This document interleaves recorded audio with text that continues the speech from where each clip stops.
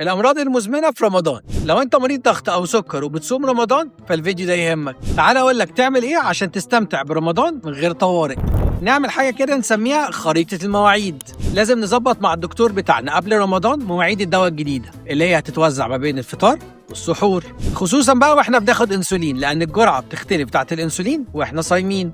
خطر الرياضه، خطر جدا على مريض السكر ان هو يلعب بعجله او يروح الجيم قبل المغرب بساعه او وهو صايم. طب انسب وقت امتى؟ هو بعد الفطار بساعتين.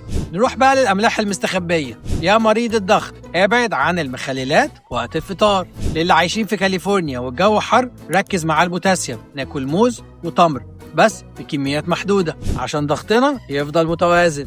مريض السكر بقى وقت السحور يفضل ان هو ياكل اكل فيه كربوهيدرات زي الفول والشوفان عشان يفضل السكر بتاعنا طول النهار متوازن. انا ما اقدرش اقول لك افطر لو سكرك نزل تحت ال70 او طلع فوق ال300، بس اقدر اقول لك لازم تتابع مع الدكتور وتتاكد انك ما تكبرش عشان تخلي بالك من صحتك.